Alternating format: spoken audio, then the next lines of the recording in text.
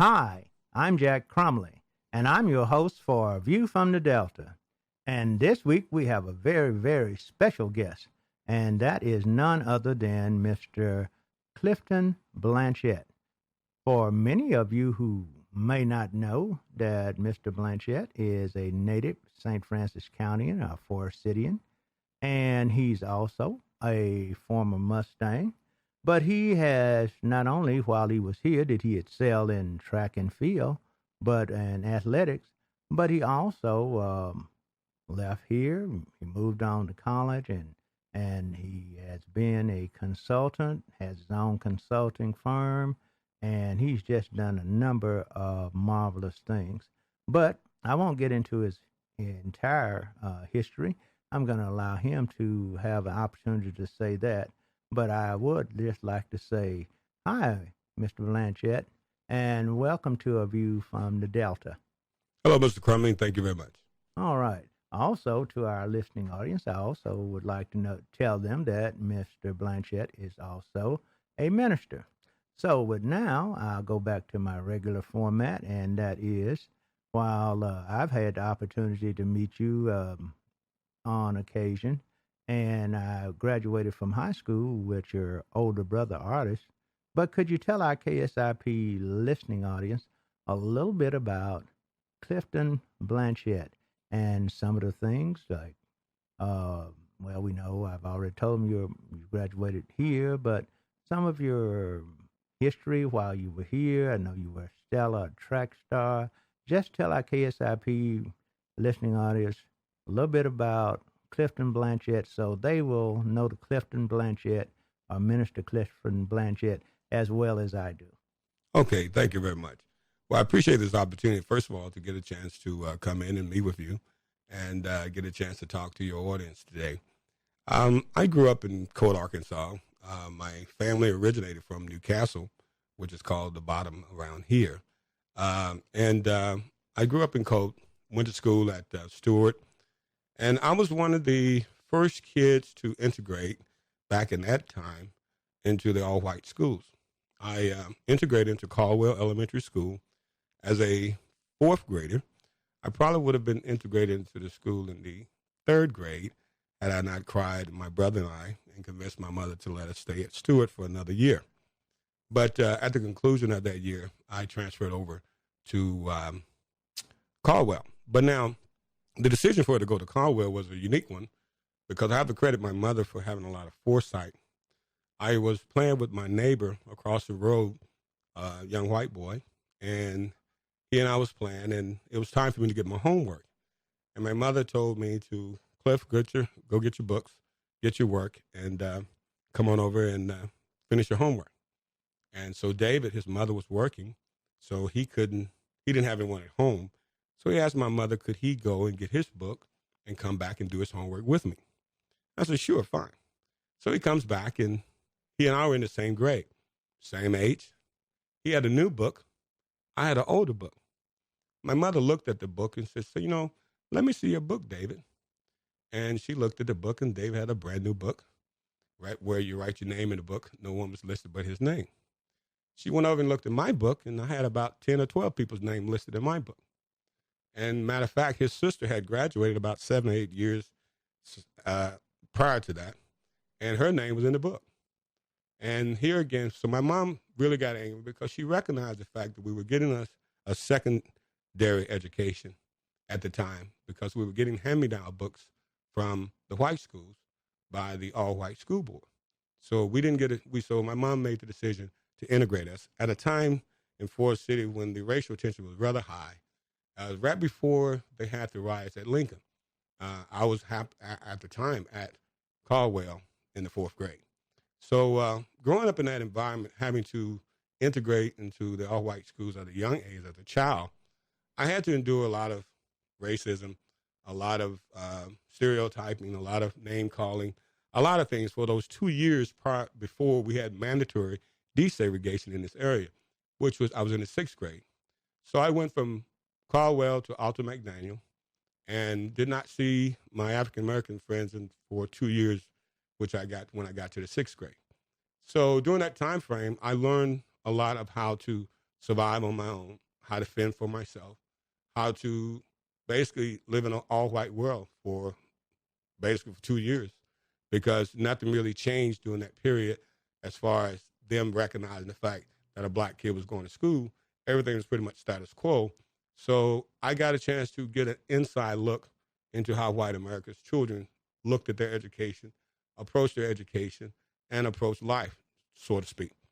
And so after that, when we reintegrated into the sixth grade, I met all my other black friends from Stewart and other schools. I then began to see there was a great disparity in their attitude towards education and my attitude towards education. And I also recognize the fact that why parents today seek other means of education for their children, because of the fact that there's a great disparity in education. So I always, from that point, began to apply myself academically. So initially, I was a student more so than an athlete. I wanted to go to college. So my whole premises of running track was to go to college. Wasn't to be a great athlete. It was just to go to college, because none of my siblings had gone to school before me. So I really wanted to tap into and do something different. You know, they had what we grew up working in the fields. And after that, several of my siblings went and worked in the factories. And so I always read about people around the world doing things from an academic, from an intellectual's perspective. And I always never knew anybody that did it, but I read about it. Mm-hmm. So, but I said, well, you know, let me try to change the course of my family. Instead of us going from school to the field or school to the factory, let me try to go to the boardroom and to the corporate rooms and try to change our perspective. But I knew I had to go to college. And I knew that my parents couldn't afford for me to go. So at the age of 8, I came up with a plan of how I was going to go to college. And that was, I was going to get a track scholarship. Now, my brothers and sisters laughed at me because we didn't even have a track. So I said, Cliff, how are you going to get a track scholarship and we don't even have a track? I said, well, I'm going to get a track scholarship. The reason I chose track and not football or basketball, because we farmed during the fall, so we had to get the crops in and harvest the crops in the fall. So that made football not possible. And then basketball, it was cold, so I couldn't hitchhike a ride home because I didn't have a car. So I couldn't play basketball because I couldn't get home. It was going to be too cold in basketball season, raining and wet and snowing. So track was the only thing I could do, only reason because it was something that nothing was really growing at the time. I wasn't needed on the farm, and I could probably hitchhike a ride home, and the weather won't be so bad. So, and that's what I did. For the first 8th, 9th, 10th grade years, I bummed a ride and from different people that were going out in the community. And so after I got into track and saw I had a gift in track and field, because my brother, Artist Blanchett, was my inspiration. The one you mentioned. And also my classmate. And your classmate. Yeah. And so I said, well, you know, Artist, I always watched him run. Matter of fact, him and Sammy Lewis were very good friends. And I remember at home trying on his track shoes one day. And they ran on a dirt track, and the dirt track was, you know, they had to wear really long spikes to dig into the dirt to get traction. And I remember putting on these track shoes, walking on the wooden floor, trying to figure out how do you run in something like this. And it didn't dawn on me that it was primarily designed for dirt. So I got into track and excelled in the track and field. And but the most difficult part of my track and field career was my senior year. I tried to increase my opportunities of getting a scholarship. So I decided to play football. Matter of fact, Al Miller came to our state, Coach Al Miller came to our state championships in 1976. And he saw myself and Michael Gray run. And so he asked us would we come out and play football for him the next season, which was our senior year. And we said, sure, Coach, we'll come. But the only requirement we have is we got to make sure we play or we start. So he said, sure, no problem. And so that's how I wound up playing football my senior year. But I wound up breaking my arm, having my arm broken in half with a compound fracture from my second string fullback, which required me to have to go through major rehabilitation of my arm and get my muscles back in shape for my last chance of trying to get a track scholarship. Well, during that time frame, I really began to realize, I said, you know, because here again, my driving purpose was to get a scholarship, to go to college. So when I broke my arm in my senior year in October playing football, I was lying there and I started thinking about what if I can't run coming into the spring? And the doctor had recommended that I shouldn't run because I could easily fracture the arm because it had a metal plate put in it. And I really didn't want to, he said, well, I wouldn't recommend you running because you ran the hurdles and you could easily fall. And so it's not a good thing. Well, he realized, I said, well, I remember deciding to try to listen to the Navy.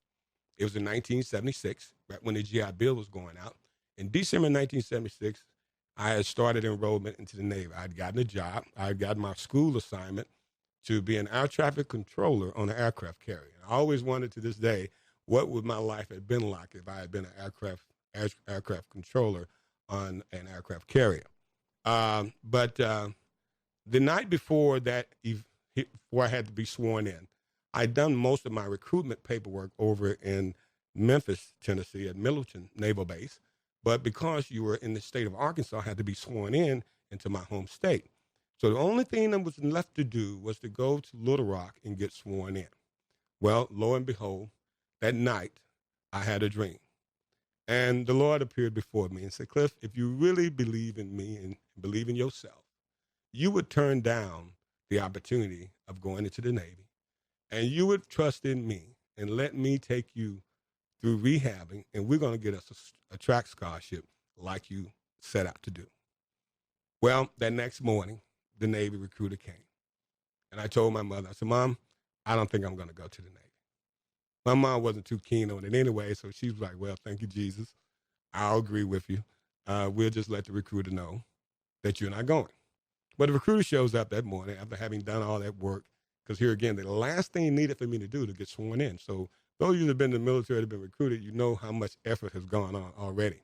Yeah, because you were volunteering at exactly, that time. Exactly. So I turned it down and said, well, I'm not gonna take this crutch. It was kind of like a crutch. I said, well, if I enlist into the military now in December, come May, if I got a scholarship, I would be really mad at myself for having not believed in myself all these years and having given my life to the military prematurely, all because I didn't believe in myself.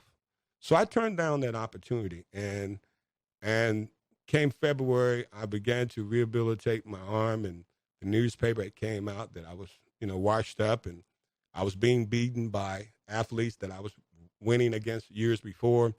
I finished second in the Eastern Conference as a junior, and I was beaten by a senior. So technically speaking, you should be the number one person in the Eastern Conference your senior year. Well, I wasn't because of the injury. And I began to work and pray and kept my faith and kept working out.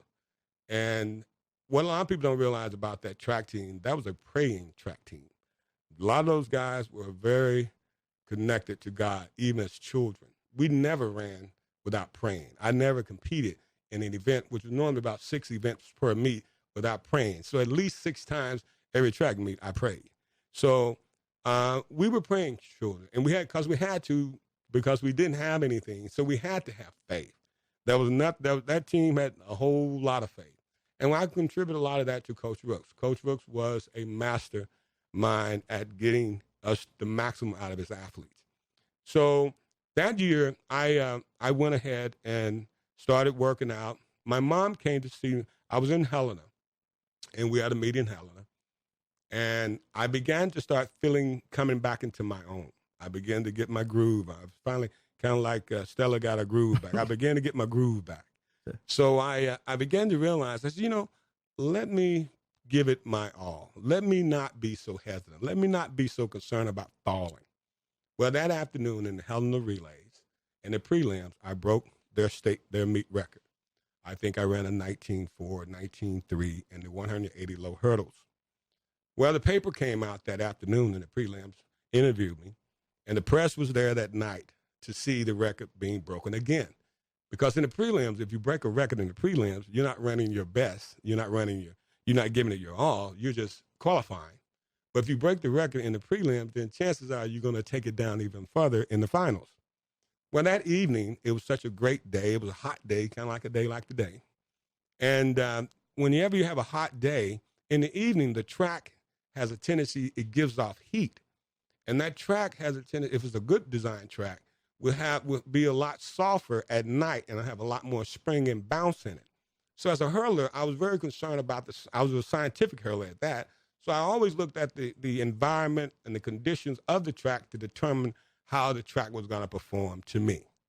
So I when I got in the blocks that evening, I put my thumb down on the asphalt, and I could feel it giving. I could feel the spring in it. And so when the gun went off, we ran out of the curve. So when I came around the curve, it was a straight shot, and I was out front. Flash bulbs was flashing. People were hollering and screaming. I get to the last hurdle, and my trail leg hooks on the last hurdle, and my shoe comes off. When the shoe came off, my momentum kept me going, but the guy I was in front of came up and beat me. He later, Larry Coleman, he later became my roommate in college. He and I out of Brinkley, and so he won the race. He didn't break the record, but I got second. But when my shoe came off, I stumbled and I had to put my hand down on the pavement, on the track, to keep from falling. And when I did that, I noticed my arms held up. It didn't crumble, and I didn't feel any pain. So at that point, I knew then I can let go. I can stop being cautious. If I do fall, I can break my fall, and I'm not going to break my arm when I do fall. So let it go. So after that, I went ahead and went on out there and made it happen. So that next year, so the next meet was the conference meet. My mother came to see me. The late great Fanny Blanchett came to see me run one time in my track career, from the 8th grade to my 12th grade year. Because we didn't have a track here in Forest City, and we still don't have one, my mother only was able to come see me run one time. My father never saw me run. And when she came to see me run, was the first time that West Memphis ever held a conference meet in West Memphis in 1977. I set the new AAA East high hurdle record, 3:14.6, at that meet, the first time my mother ever see me run. Now, those of you who know as hurler, we didn't have a track, so I didn't even have hurdles. But I made All-State in hurdles, and I made All-American in track and field. So that's pretty much how I got to where we are now in track and field. Well, okay, and very, very interesting story. But you're kind of modest. I really wanted to tell them that certainly something that I know, and probably many of the coaches around here know, that you can name off your teammates. To this date, the 4x400 correct mile relay team still holds the state record for that. So I'll just let you tell our KSIP listening audience, what is that time? So that record has held up from, 1977 until now? 1977 to now. The time is a 3:14.7. Now, the time that we ran back then, because it was called the mile relay, it was 3:15.8. Well, when you go to the 400 meters versus the 440, and when the yards, it was called the 440 yard dash. Mm-hmm. And when we went to meters, it's called the 400 meters. Well, you lose 10 meters when you go to 400 meters. So when you cut off 10 meters from the distance of 3:15.8, the time gets converted to 3:14.7. So we still, in that time, and the team that we ran against, which was Pine Bluff, are still the two fastest times ever recorded in the history of the mile relay or 4x400 relay in the history of Arkansas track and field, high school. Mm-hmm. Now, when you look at that record there's two records that exist, and I want people to be clear. We own the meter champions 4x400 100 relay record, and we have the all-time best 4x400 relay record. So, in essence, we could very well be record holders forever, because in order to break that record and wipe us completely off the list, you would have to do it in the meet of champions. And that's going to be hard to have happen. Right. Well, see, that was one of the things that I do appreciate, taking our listeners all the way and through your childhood, through your early years from elementary school, looking at the dual system of segregated schools, going through integration. But through it all, you had a caring mom, you had your own drive, the desire that your parents instilled in you to always try to excel, to do better. Track coach that the late Mr. Eugene Rooks, who you said was a great motivator and a great coach, and motivated you guys and got every bit of competitive desire that was in you out of you. Yes. And so, with those things, that led you to actually fulfill your early dream, which was to enroll in college. And now we're going to move from there. Quickly tell us about your college years, because I do know that you enrolled at our common alma mater. When I was there, it was A&M College, and with you, it was UAPB. So you can kind of tell us about your college years and briefly about your track career there. And then we want to move quickly over. We'll probably have a little intermission, and then we'll come right back and we'll talk about your years, your post-college years, and your years after college. Okay, sure, no problem. Well, one of the greatest things about having ran track here was the fact that I was highly recruited to go to any university pretty much in the world I wanted to go to.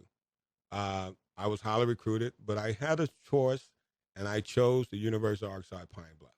And I want people to understand the process of what I went through to make that decision, because I see a lot of children just make decisions to go to college today, and they don't think about going to a historical Black university or college.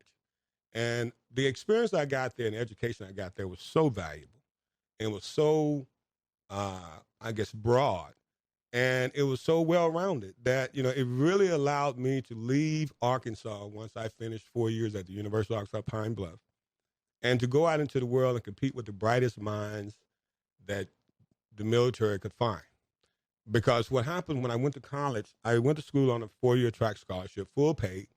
And I tell a lot of kids about scholarships is that if you're an athlete out there and you're trying to get a scholarship, if a coach offers you a full paid scholarship, that should be a scholarship that says, if I got any financial aid, it would be refunded back to me.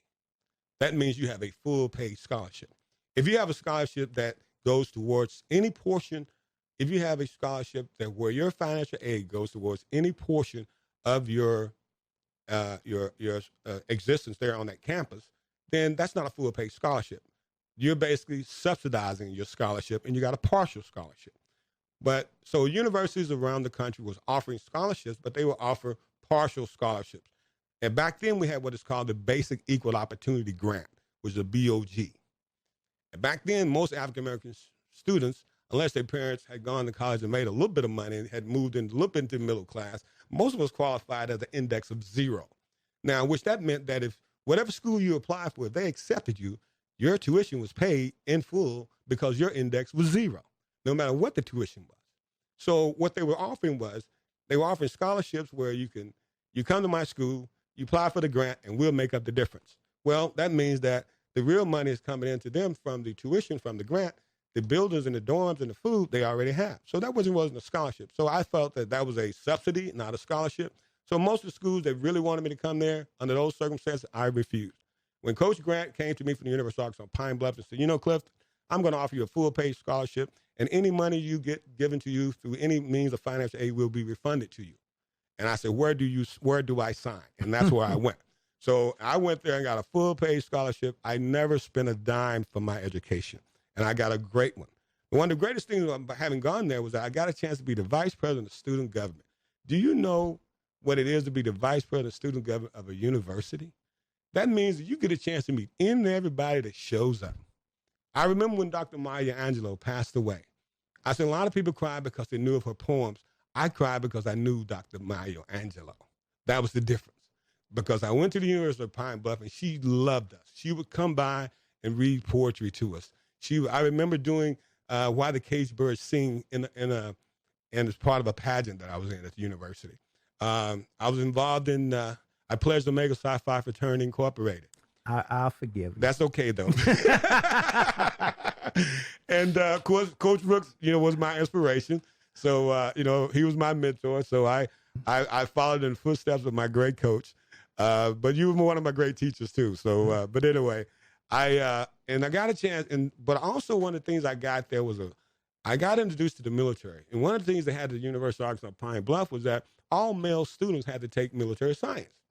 Yep. Well, coming there from Forest City, I came there with my head screwed on right. So I made the dean's list the freshman year. And so the dean's list was used by the military to recruit officers. Because they didn't want a dummy to be an officer. They want somebody who's got some brains about them. So they recruited us. So they offered me a 3-year Army ROTC academic scholarship. So while I was at the University of Pine Bluff, I got an academic scholarship and I had a track scholarship. Now, I went through, after qualifying for the 1980 Olympics in the high hurdles, we were going to go. It was all excited. Several of us, I think Michael Gray and Pat both qualified for the trials. I was looking forward to seeing them in Eugene, Oregon that year. But President Carter, due to the situation in the Soviet Union, because the 1980 games were going to be in Moscow, boycotted the games, so no one in the U.S. got a chance to compete in the Olympics. So after that year, I turned my attention away from track and field, focused on my military career, and I got a regular Army commission into the United States Army, which is a unique designation by itself, because a regular Army commission puts you on the par with West Point and other academy graduates. Regular Army means that your ID card says indefinite. You don't have an expiration. You get out when you decide to get out. Because Uncle Sam is basically saying to you, son, you have demonstrated yourself and shown the level of excellence that I'm going to give you an indefinite stay. As long as you want to stay, we'll keep you. You can't. So I resigned my commission after having gotten commissioned as a second lieutenant in the Signal Corps. I went into the Signal Corps as a communication electronic branch of the Army. It's kind of like the telephone company of the government. And so I dealt with IT. That's where I got my IT background from. And I got out as a captain up in Fort Lewis, Washington. Went to First Interstate Bank and started project management up there. Okay. And that started my civilian career in project management. Okay. So, all right. Well, we're going to pause right there. And so now we've taken your history all the way from elementary school through high school and now through college. And when we come back from intermission, we're going to discuss your great and varied adult career, post-college career, and many of our listeners will be very, very pleasantly surprised to see all of the great things that you have accomplished. So with that being said, see you after intermission. Okay, no problem. Hi, I'm Jack Crumbly, and we're back from intermission on A View from the Delta. And this week's guest is none other than Mr. Minister Clifton Blanchett. Before intermission, Mr. Minister Blanchett, we were talking about your military service, and you told us that when you did finally retire from the military, that you had achieved the rank of captain.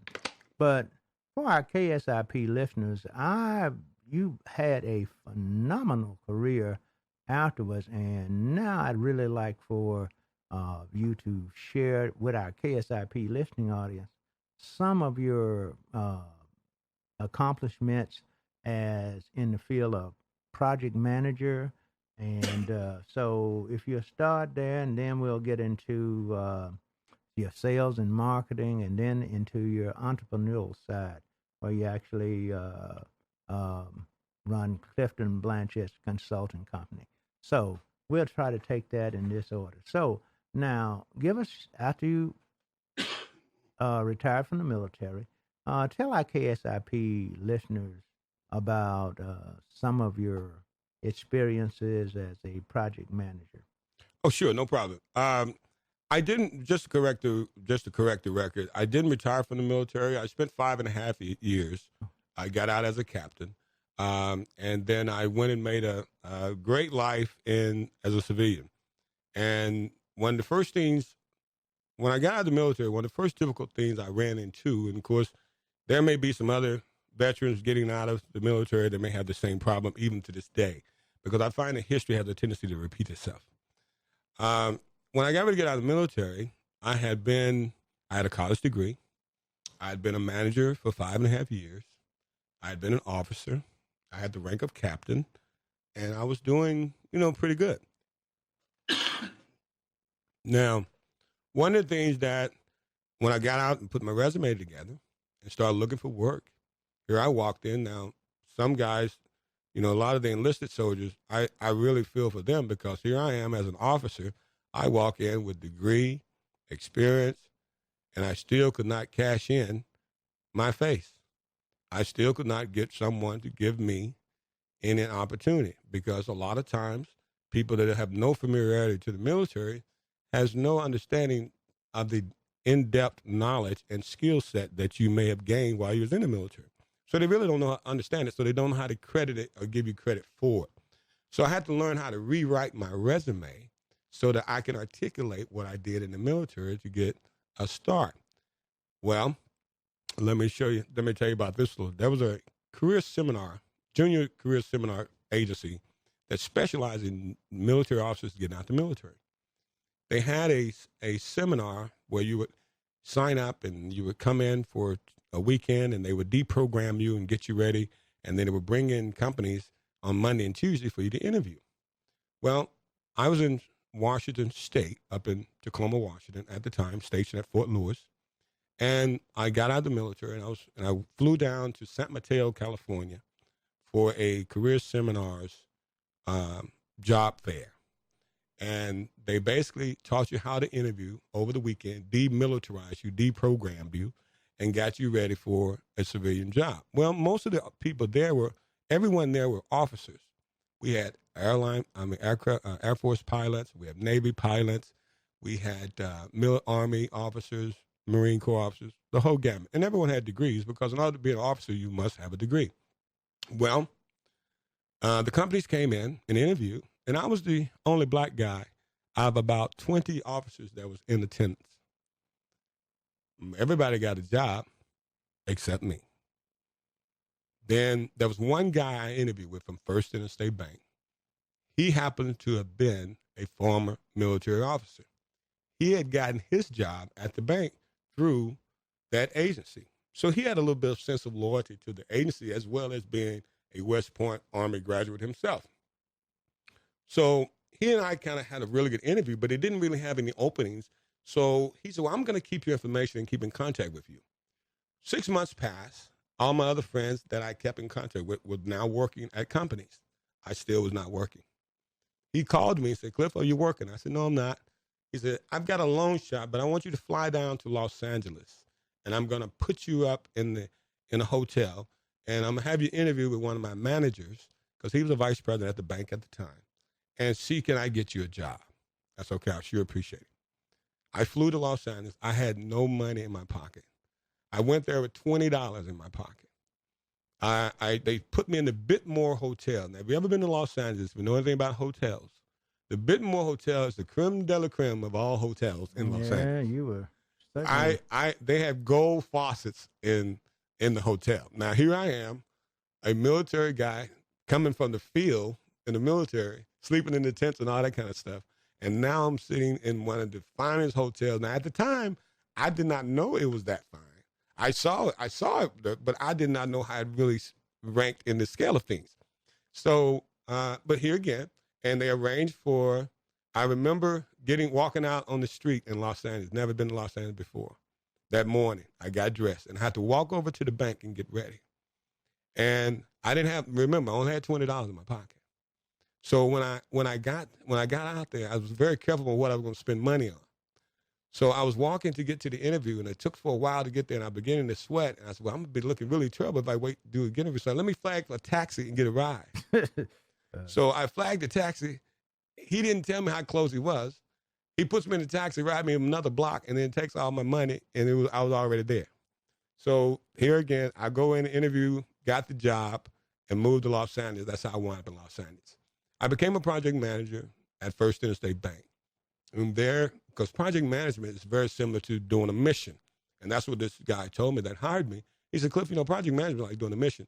Anytime we get ready to go out to install communications in the military, it's a mission. So it's a project. So they call them projects in the civilian world. We call them missions in the military. Okay, fine. I can deal with that.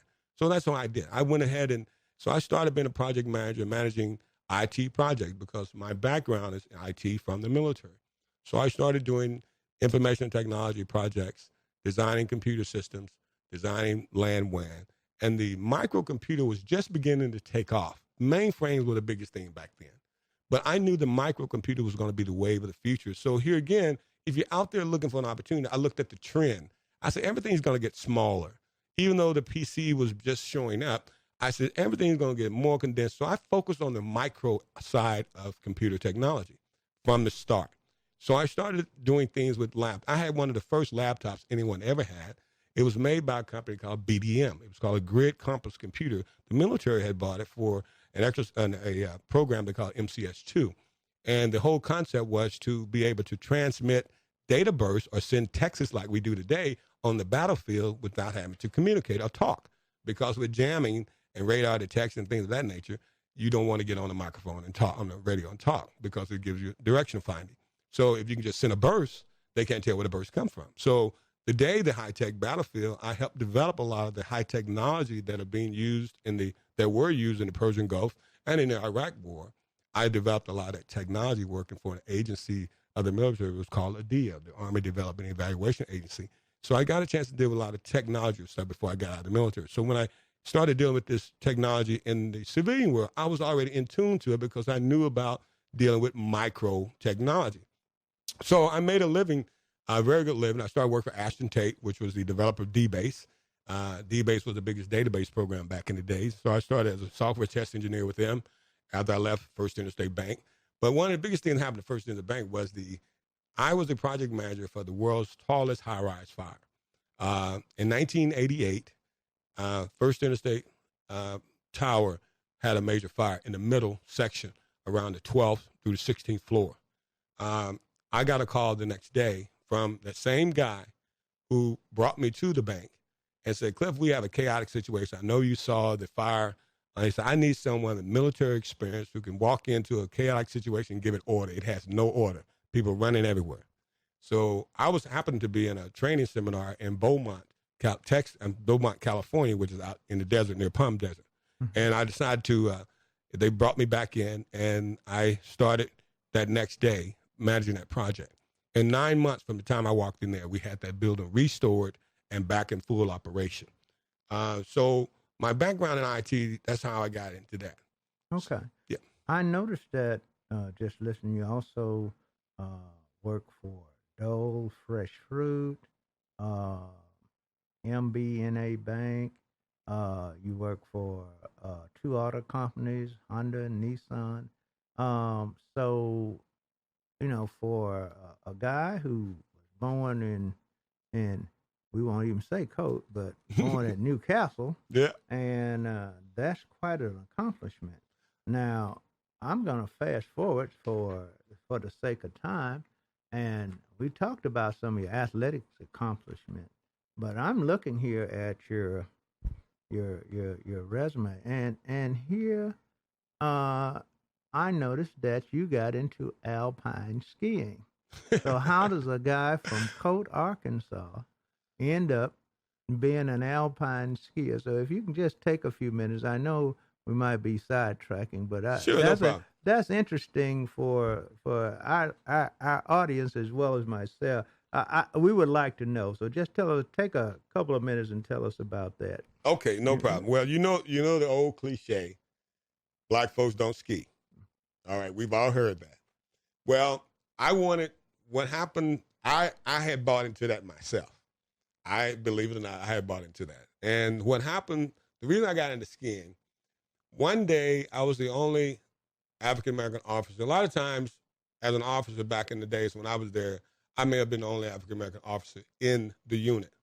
So as a result, being an officer during that time had a sense of loneliness to it because you didn't have the camaraderie that you may have always had with your fellow white officers. So you lived in a rather secluded world to some extent because you couldn't really hang out with the enlisted black soldiers because that's called fraternizing. And so you couldn't hang out with the white officers because they didn't really hang out with you anyway. So you kind of lived in the world by yourself, really. I planned to write a book one day about being a black officer. But one day, we were having a staff meeting, and one of the officers said to the colonel, "Sir, let's take a day off and go skiing." And I was sitting there at the staff meeting. I said, going skiing. I said, well, we don't ski, so I'll figure out something to do while they go skiing. Well, the executive officer came to me and said, Captain Blanchett, I was a captain at the time. He said, Captain Blanchett, are you going to go skiing? I said, no, sir, I've got some things to get ready for an annual general inspection. So basically I'm saying, you white officers, y'all go ahead and go, But he said, well, let me tell you something. Decisions are being made at these kind of events. You're bucking for a command, and you need to be there and hobnob with the colonel because all these other officers are going to be hobnobbing with the colonel, and that's where those kind of decisions gets made. So I said, I don't have anything to wear.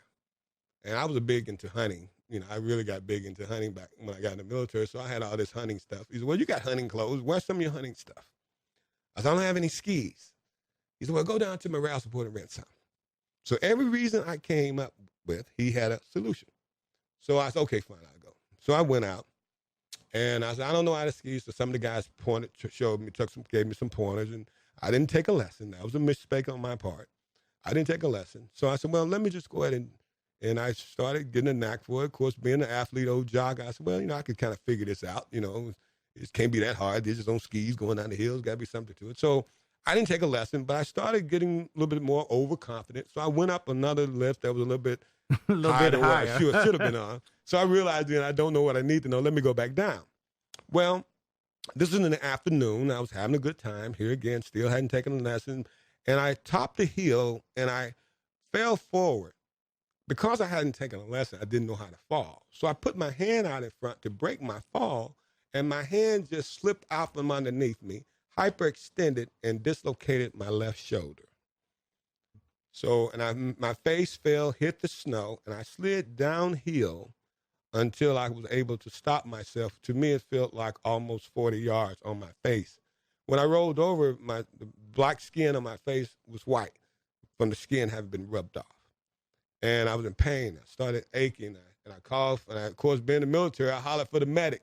Of course, they call ski patrol. I didn't know that. I said, give me the medic. So the medic came, the ski patrol came, and they carted me off. And I wind up, this happened around 2 o'clock. Because my insurance was Uncle Sam, I couldn't go to the regular hospital. I had to wait until the military hospital come and pick me up.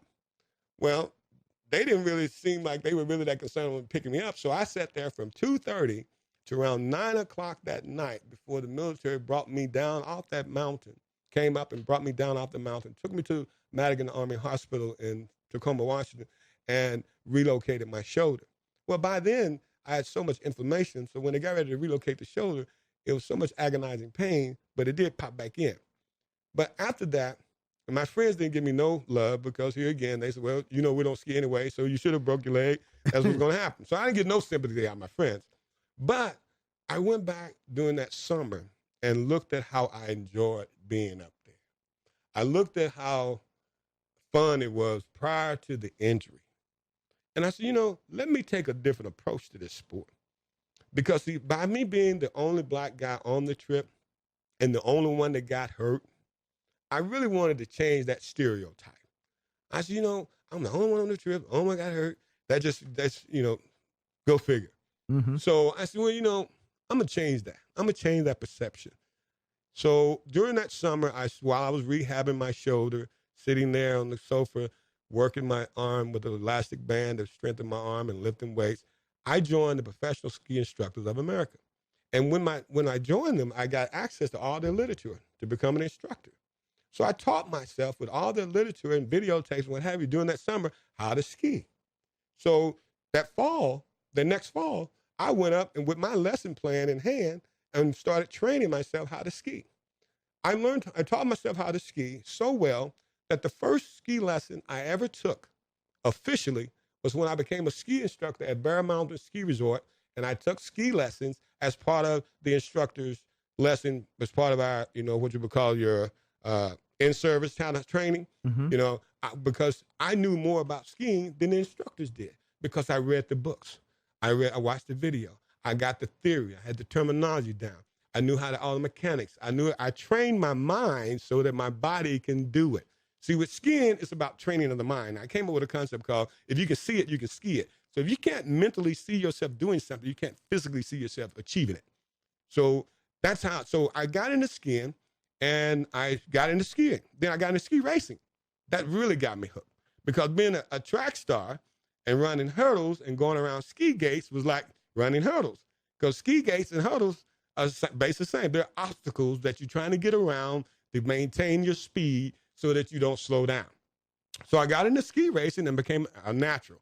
I remember the first race I got in, I won, which was a Miller Lite ski race. And so then I turned around and joined the National Brotherhood of Skiers, which is the largest national ski organization that happens to be African American, but they're the largest ski organization, period. And so I joined the National Brotherhood of Skiers. After joining them, I learned about their ski club structure. Then I formed a ski club called Cliffhangers Alpine Ski Association. After forming Cliffhangers, I formed a ski team. Part of the mission of the National Brotherhood of Skiers is to find, fund, and educate and train African-American athletes for the U.S. ski team. So I became one of their instructors, and that's how I got into that. Okay. Now, very interesting. So, again, we can kind of see you have this great ability for taking potential setbacks and obstacles and really persevering and having the drive to overcome them. Now, I want to talk about this part of your life.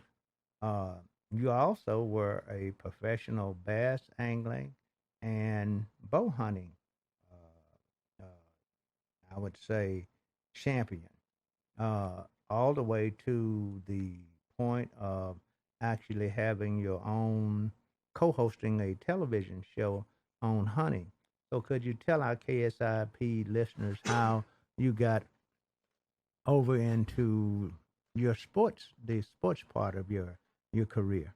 Yeah, well, I grew up out here fishing as a kid. And I grew up watching TV shows like Bill Dance and The Fishing Hole and shows like that. And I always wanted to be a professional angler. But I did not know how it was going to happen, but I always wanted to be one. And I always enjoyed bass fishing.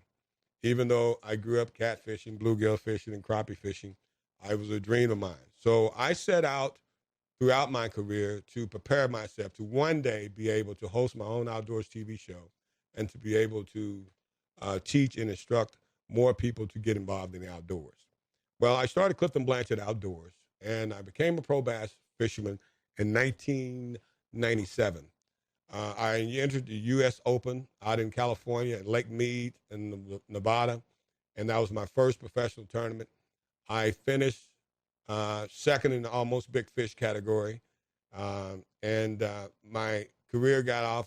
I had a boat and sponsors, and I traveled up and down the West Coast initially, California, Oregon, Washington. And then the Bassmasters came out west, and the FLW started. And I applied to join the FLW tour, and I got accepted on the tour. So I became the first African-American pro to ever compete on the Walmart FLW tour in 2000.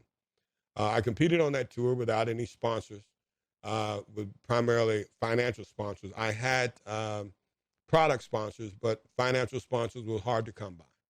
So I competed on the tour for approximately 10 years, pretty much financing myself until the IT industry bottomed out as part of the recession, and that impacted my ability to continue to fish professionally. But I'm still in the process of looking for sponsors.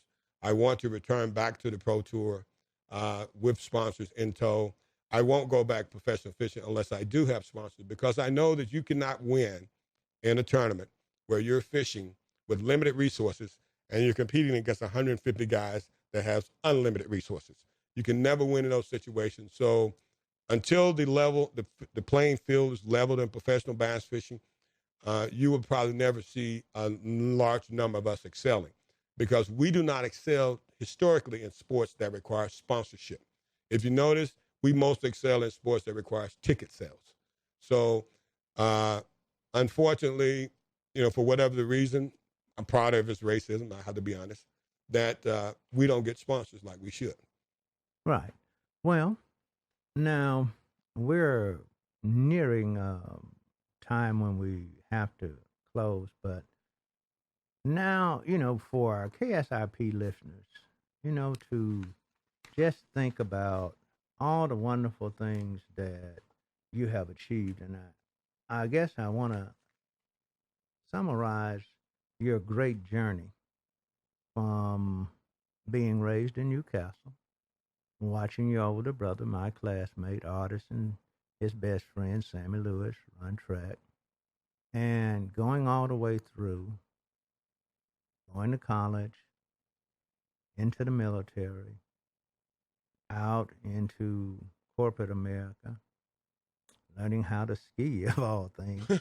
And now, even overtaking a boyhood dream of something that you could do as a child. We all did hunt, fish, but really turning it into a profession and being a professional angler. All of those great things, and having worked in corporate America, not only just at banks, but for large corporations like Nissan and Honda and Dole Fruit and all of that. And we're so happy too that you have decided now to bring all of that talent and ability back home. We're glad that you're here, and certainly I know you're trying and certainly have been instrumental in trying to get more of our young people who may not have had the same opportunity to live, out in the rural areas and grow up hunting and fishing. But it's really a great opportunity, and it's a great sport to get involved in. And I know that that's what you're doing. I know you currently have a proposal into the Arkansas Game and Fish Commission just to do that. And so I just want to give you about a minute and for you to maybe close. But in closing, I would just like to say to you, thank you.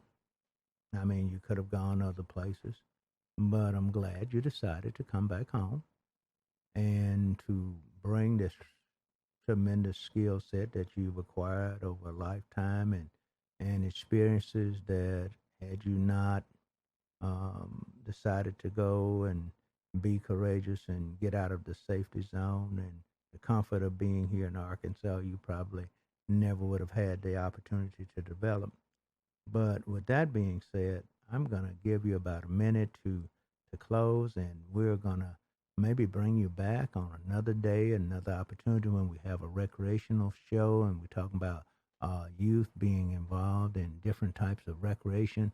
We want to bring you back again so you can kind of talk about your proposal about taking fishing and hunting and archery and camping and boating to underserved Arkansans, which is certainly here with the poverty that we have in the Delta. It would be a perfect fit. So with that, I'm going to turn the mic back to our guest this week on A View from the Delta. That's none other than Minister Clifton Blanchett. Well, thank you once again.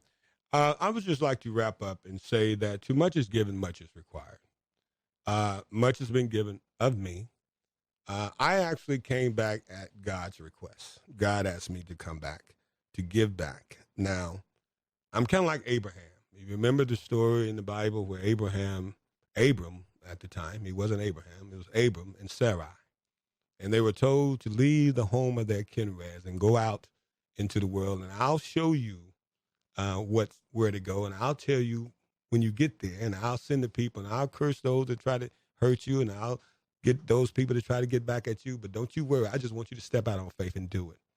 Well, I received that call from God to come back home, to bring my skills back and I didn't know how I was going to make it. I didn't know what was going to happen.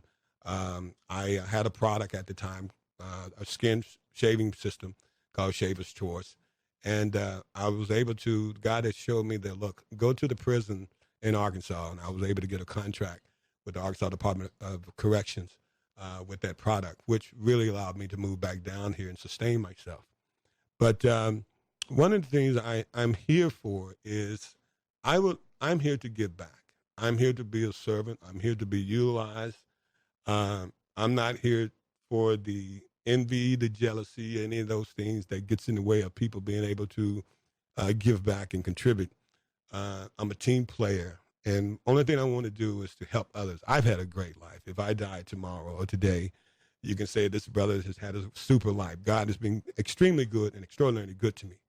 And I've seen danger, unseen dangers. A lot of people don't do things because of danger, but I live a life of danger, but I don't live a life of fear. So fear does not exist in my world. I don't have fear. A lot of times we read the scripture that though I walk through the valley of the shadow of death, I shall fear no evil. I do that. That is my life. It's not something I just read. So my whole point now is to try to find a way to give back, to help others. I could easily leave this place and go and resume what I've been doing and never look back. But I really want to take other people and let other people see that there's a whole world out there and there's a whole new opportunity out there if you think differently. A lot of times we look at the glass as being half full. I want people to start looking at the glass being half empty because that's the other side of the coin. And too many times we look at the negative side of things, of what we can't do. And too many times we learn what we don't do. We're not because we tried, because somebody told us. Just like skiing. A lot of times we learn that we don't ski. But the average person, have you ever been? No. Have you ever tried it? No. Would you like to? Yeah, maybe. But you can basically find out about something, develop an opinion of it, and you never even tried it.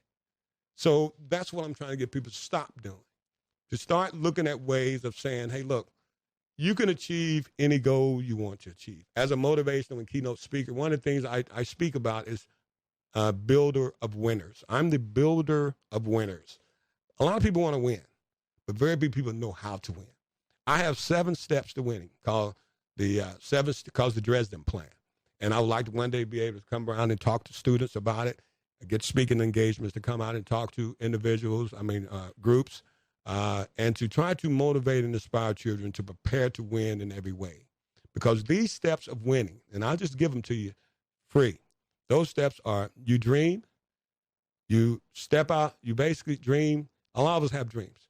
But a lot of times you ask someone, what do you want to do when you want to grow up? I don't know. Well, that's not a dreamer. That's the wrong answer. You need to come up with a way of something you want to do. If you're living in this world, we all have a purpose in this world. We have to have a purpose-driven life. God is not allowing you to wake up in the morning and bless you and give you his grace and mercy just for you to just wake up and do nothing. You have to ask God, what is my real purpose in life? And let me do your purpose. That's where I am right now in my life. God is taking care of me through seen and unseen dangers, all over the world.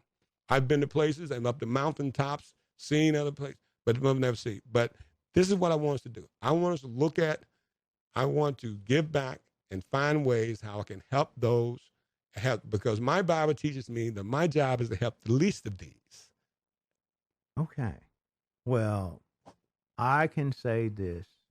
Certainly, our town, our area, our state is blessed to have a talent and a person with such a rich history and experience, skill set of experiences as you have had.